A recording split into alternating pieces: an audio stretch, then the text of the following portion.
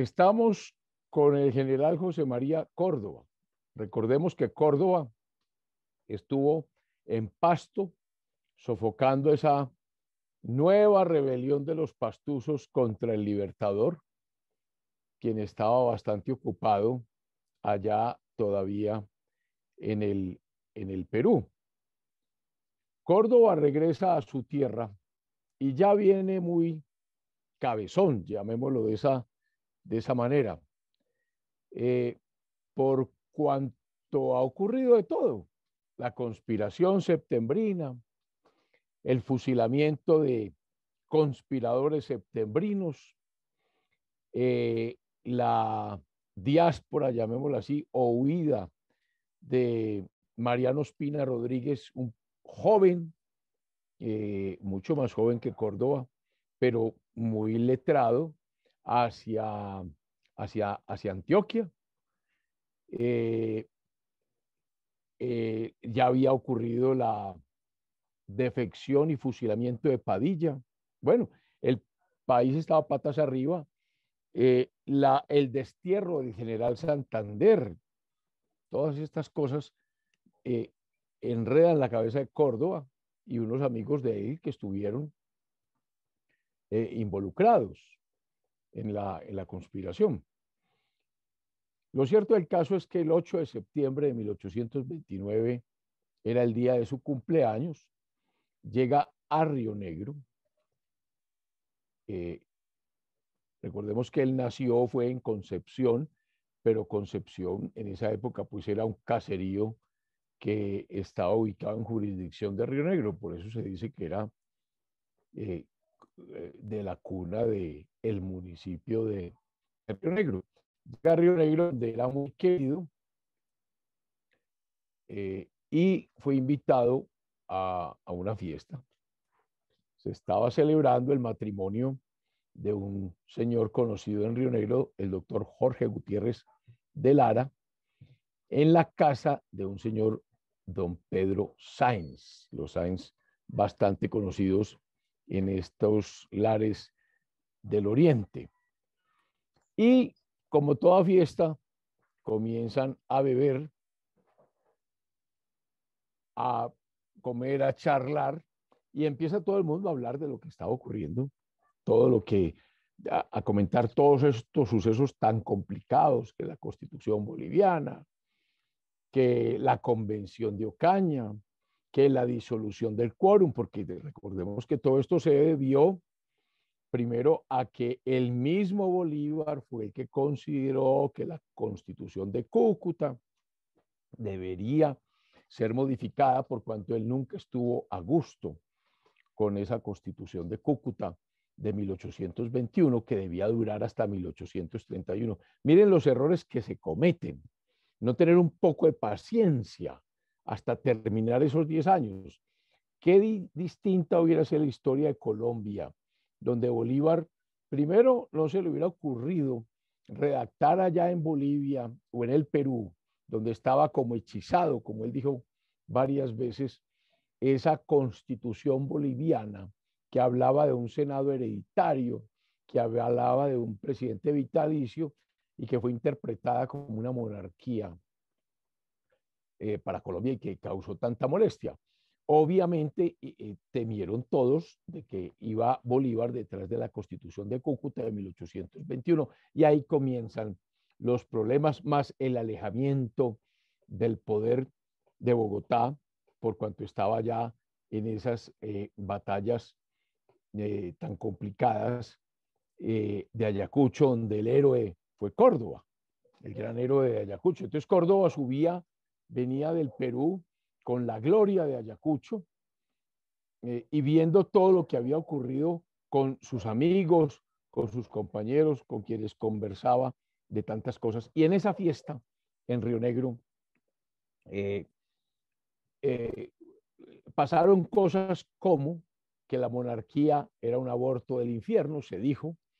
Alguien mencionó que la república entonces era un don del cielo, era un don del cielo. Imagínense eso con aguardiente, con champaña. Y entonces a cada nueva libación un calificativo de esos, que el Libertador era un tirano, cuya sangre debía derramarse, por cuanto fusiló a los conspiradores septembrinos, por cuanto se había declarado dictador, por cuanto quería acabar la Constitución de Cúcuta. Nueva libación, el general Córdoba entonces es el salvador de la patria. La Europa era un estado de salvajes por cuanto no pensaba sino en las monarquías, mientras que la América era un estado de libertad, de civilización, por cuanto ella toda era republicana. Que Colombia, la Colombia de 1821, esa Colombia que unía a Venezuela, a Ecuador y a la Nueva Granada, era una nación decrépita, que eso debía desaparecer. Es decir, que deberíamos volver a lo que había antes de la Constitución de Cúcuta, que la Nueva Granada, o sea, desaparecería Colombia en los brindis, que la Nueva Granada debería renacer como el fénix de sus propias cenizas, y decían que más bella y más rozagante, dijo un brindis por ahí, sin decir el nombre de quien lo hizo, más bella y más rozagante que en los días de Juan del Corral, de Camilo Torres, de Antonio Nariño, en fin, y que Antioquia debería ser la cuna de la libertad. Y como estaban en Río Negro, que la ciudad de Río Negro era la metrópoli del mundo liberal. Todo esto ocurrió el 8 de septiembre de 1829, conociendo a Córdoba, dice José Manuel Restrepo, pues que debió beber bastante y debió exaltarse, emocionarse con tanto brindis y con todo lo que veía en estas reuniones. Se hablaba de muchos jóvenes con cabezas sulfúreas. Bueno, imagínense ustedes lo que fue pues esa fiesta del 8 de septiembre de 1829. Hay un par de historiadores muy interesantes venezolanos, Baralt y Díaz, y hablan al respecto de que, de que el 12 de septiembre, la reunión de Río Negro fue el 8 de septiembre, que el 12 de septiembre ya Córdoba estaba en completa insurrección, a los pocos días después de esa fiesta. Entonces sí hubo una influencia inmediata sobre el héroe de Ayacucho a partir de esa fiesta, y el 12 de septiembre Córdoba estaba en completa insurrección proclamada en la provincia de Antioquia, que por cuanto se había olvidado la Constitución de Cúcuta de 1821. Recordemos que es que se había promovido la Convención de Ocaña, y la Convención de Ocaña fue disuelta por el mismo Libertador, por Simón Bolívar. Entonces, todas estas cosas molestaron bastante a Córdoba. Más recordemos la insurrección de Obando. Es que fueron varios héroes que estaban inconformes con lo que estaba ocurriendo. Supo Córdoba que Urdaneta, un coronel Urdaneta, se había movido en Medellín, y entonces de Río Negro viaja a Córdoba a Medellín y toma posesión de un cuartel, se toma 2.000 fusiles, todas las municiones, elementos de guerra, y se declara el 20 de septiembre de 1829 general en jefe del Ejército de la Libertad. ¿Cómo le parece? Ya está en insurrección plena. Lo que mencionó el 12 de septiembre ya lo lleva a efecto el 20 de septiembre de 1829. Está armado, tiene pocos hombres, pero ya hay un ejército, ya es jefe del Ejército de la Libertad. El Consejo de Ministros se reúne el 26 de septiembre de 1829. Está informado de este coronel Urdaneta que Córdoba le permitió su salida de Medellín, y entonces despacha de Honda 800 hombres veteranos al mando del general de brigada Daniel Florencio Oleri, aquel famoso escocés de la Legión Británica que prestó grandes servicios desde la batalla del Pantano de Vargas, para que esa revolución no se propague más. Y efectivamente Oleri actúa rápidamente. Oleri actúa rápidamente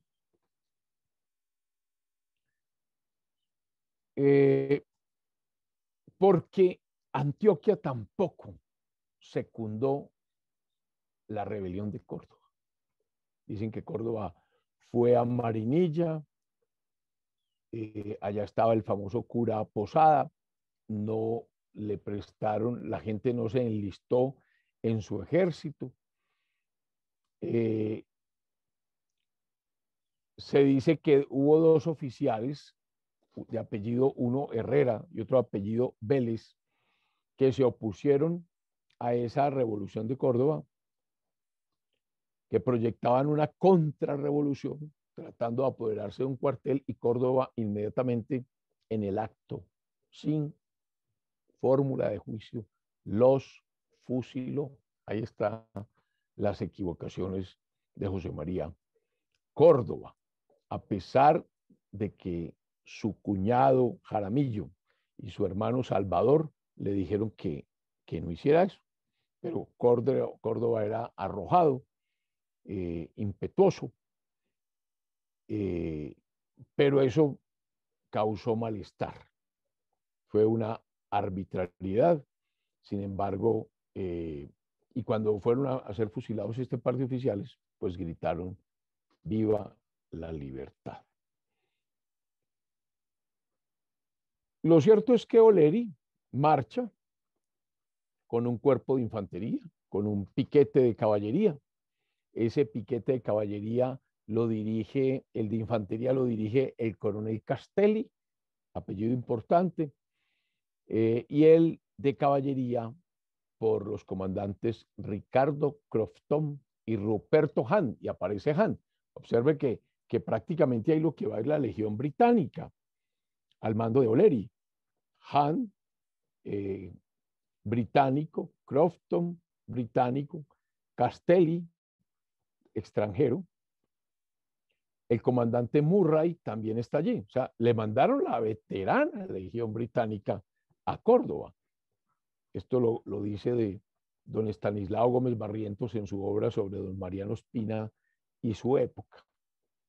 Oleri marcha pues de Honda, se embarca allí con su Legión Británica, baja el Magdalena, río abajo, como hacia Barranquilla, llega a Nare, que siempre ha sido como el sitio de entrada a la provincia de Antioquia, llega a Nare, y por Nare, el camino de Nare, se interna por tierra en la provincia de Antioquia.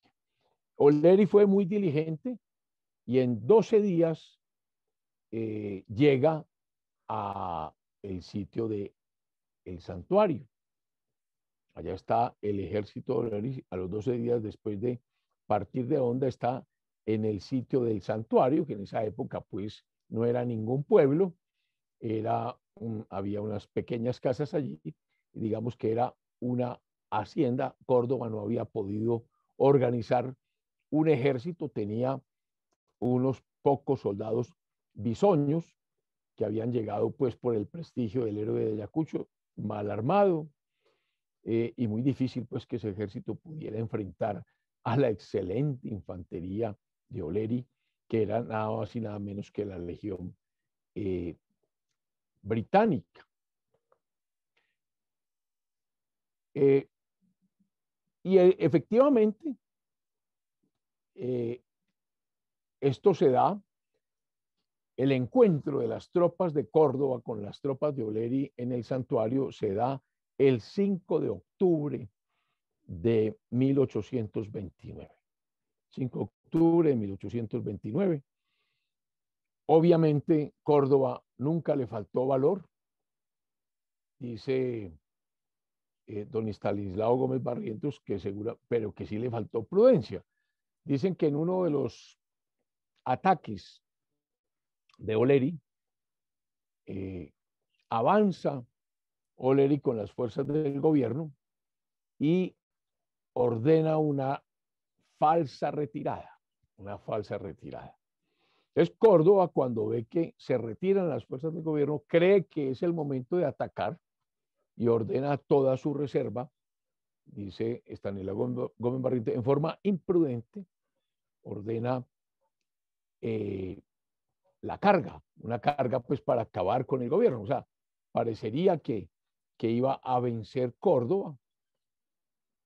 Estanislao Gómez Barrientos dice que comprometió locamente su reserva para perseguir a quienes realmente no estaban vencidos, sino que huían, pero esperando un contraataque de otras fuerzas que tenía Oleri, que tenía un ejército bastante grande. Oleri se aprovecha de ese error y ordena una carga general, una contracarga de todos sus infantes, de toda su caballería sobre esa gente desparramada de Córdoba, y el ejército de Córdoba fue prácticamente destruido en un momento. Córdoba intentó restablecer el combate, pero no le fue posible. O sea, actuó con mucha valentía, así como cuando luchó en Tenerife, en Pichincha, en Ayacucho, sobre todo en estas dos últimas que fueron sus dos grandes batallas de todo, donde logró toda su gloria, donde se hizo notar entre los bravos. Disputó palmo a palmo el terreno del santuario.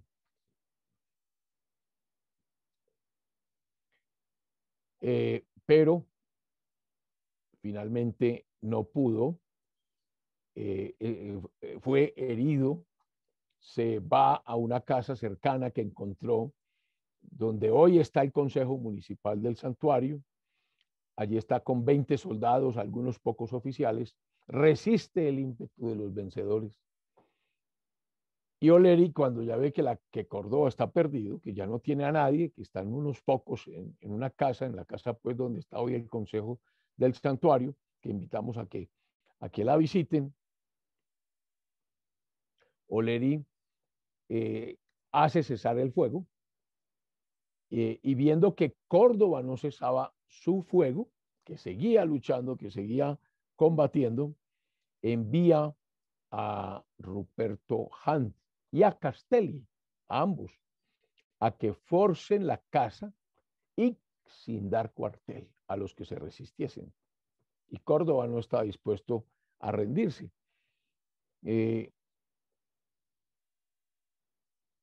Resulta que dicen que entra Han, pregunta quién es Córdoba. Córdoba levanta una mano, está herido, está indefenso, y Han le puso un espadazo en la cabeza y muere el héroe de Ayacucho, que estaba herido, recibió una herida más grave. Entonces, a los pocos minutos había desaparecido de la faz de la tierra uno de los más valientes soldados de la América del Sur, el gran héroe de Antioquia. Antioquia pues dio muchos héroes, ¿no? Atanasio Girardot, de Medellín, Liborio Mejía, de Río Negro. Pero este fue el héroe de Ayacucho, el héroe de Pichincha, un apuesto joven, lleno de inteligencia, y algunos dicen, por ejemplo, Estanislao Gómez Barrientos llega a decir, eso sí, escaso en las fuerzas del entendimiento. Eso pues debe ser una exageración de Estanislao Gómez Barrientos. Entonces,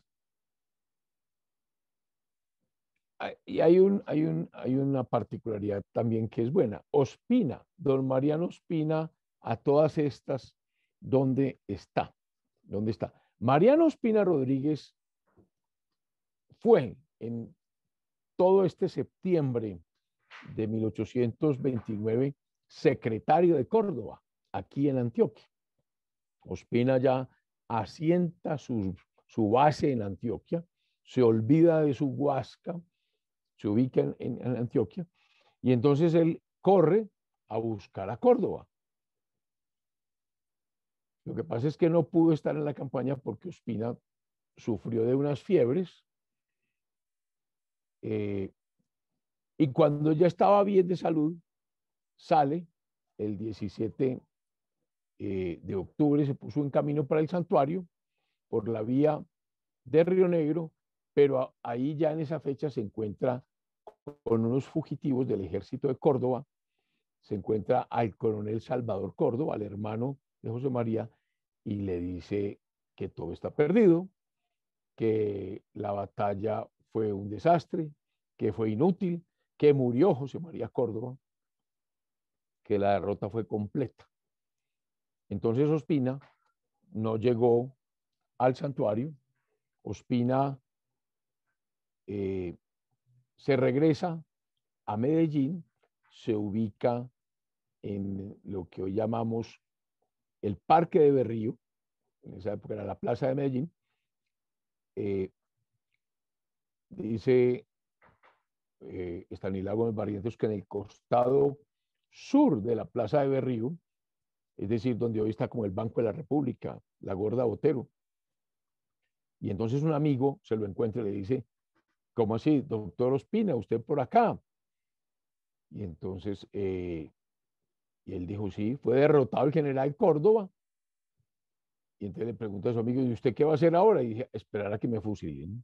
Porque no solamente acusado en la conspiración septembrina, porque fue conspirador septembrino, sino que ahora estaba ayudándole a Córdoba, que se había levantado en armas, esperando a que me fusilen en esta plaza. Ya Ospina estaba cansado, no quiero pasar más trabajos. Entonces le dice este señor que se llama don Víctor Gómez, tranquilo que a usted no lo van a fusilar todavía, debe vivir mucho tiempo para bien de su patria. Por lo tanto, se va ahora mismo para Santa Rosa con don Joaquín Zulaybar, muy amigo de Víctor Gómez. Recordemos que uno de los conspiradores septembrinos fue don Wenceslao Zulaybar, amigo de Ospina, los Zulaybar. ¿Y por qué menciono los Zulaybar? Porque los Zulaybar tienen una finca allá en Santa Rosa de Osos que se llama hoy, actualmente todavía Zulaybar. Pues allá es que se esconde Ospina de esta persecución de la conspiración septembrina y de esta persecución por haber sido el secretario de Córdoba en la malograda revolución. El ministro de la Gran Bretaña, dice don José Manuel Restrepo, Lord Aberdeen,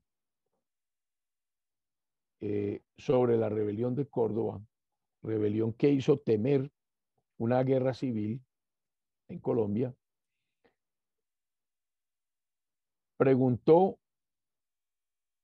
a España, a Madrid, que si no creía que Venezuela se separaría de la Nueva Granada. Observen las preguntas que hacen los ingleses a los españoles.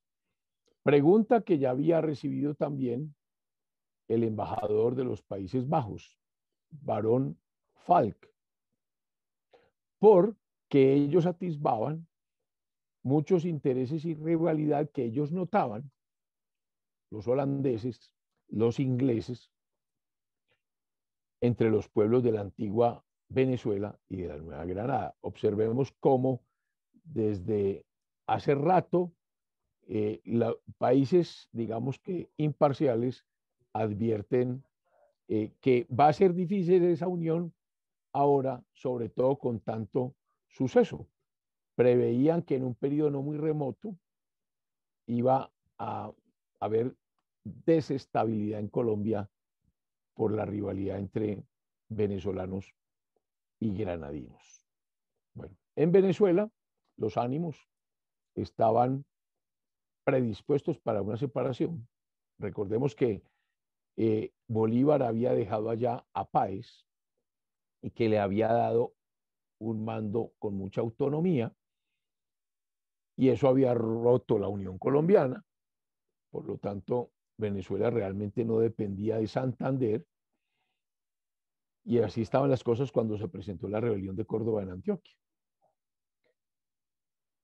Todavía Caracas no tenía claro que la guerra con el Perú había terminado, todavía estaba ausente Simón Bolívar, y por lo tanto les hizo creer a los venezolanos que era como el momento oportuno de disolver a Colombia para que Venezuela se pudiera erigir en un Estado soberano e independiente. Bueno, o sea que la chispa de la desunión, de la separación, ya existía en Caracas. Por lo tanto, ocurre algo en noviembre. El pueblo de Caracas, los padres de familia, se reúnen el 25 de noviembre, dice José Manuel Restrepo, que en un número de 500 personas aproximadamente, y leyeron allí una carta de Bolívar a Páez, que Bolívar escribió en Guayaquil el 13 de septiembre de 1829. En esa carta, Bolívar manifestó cuál había sido su voluntad. Dijo, entre comillas, Bolívar en esa carta a Páez: he mandado publicar una circular convidando a todos los ciudadanos y corporaciones para que expresen formal y solemnemente sus opiniones. Ahora puede usted, Páez, instar legalmente para que el pueblo diga lo que quiera. Ha llegado el caso en que Venezuela se pronuncie sin atender a consideración alguna más que el bien general. Si se adoptan medidas radicales para decir lo que verdaderamente ustedes desean, las reformas serán perfectas y el espíritu público se cumplirá. El comercio abrirá sus fuentes, la agricultura será atendida sobre toda cosa. En fin, todo se hará como ustedes quieran, le decía Páez. Yo no me atrevo a indicar nada porque no quiero salir responsable, estando resuelto a no continuar en el mando supremo. Como este Congreso admirable, recordemos que estaba citado para 1830, ese Congreso admirable, como este Congreso admirable, no hay peligro en pedir lo que se quiera. Y él sabrá, el Congreso admirable, cumplir con su deber decidiendo en los negocios con sabiduría y calma. Nunca se ha necesitado de tanto como en esta ocasión, pues se trata nada menos que de constituir de nuevo la sociedad, o por decirlo así, darle una existencia diferente. Hasta ahí la carta que leyeron en Caracas el 25 de noviembre de 1829. Es decir, ya había opiniones de que el Libertador también pensaba que había necesidad de dividir a Colombia, y vieron en esa carta que podían decidir lo que a bien quisiesen. Porque allí en esa carta se dijo: pidan ustedes la separación de Venezuela y yo la apoyaré, dijo Bolívar en esa carta. Lo cierto es que Caracas, en esta reunión que duró el 25, 26 de noviembre, donde se discutió mucho la separación absoluta de Venezuela, se acordó separarse del gobierno de Bogotá, desconocer la autoridad del general Bolívar, y en el punto 4 se dijo que su excelencia, el benemérito general Páez, José Antonio Páez, sea el jefe de estos departamentos de Venezuela, por cuanto reúne la confianza de los pueblos y con tal de que mantenga el orden público. Esa acta de independencia la firmaron 486 padres de familia. Dejemos acá hoy para redondear lo que fue la rebelión de Córdoba y los sucesos de Caracas que dieron lugar a la separación de Venezuela, la disolución de la Gran Colombia. Buena semana.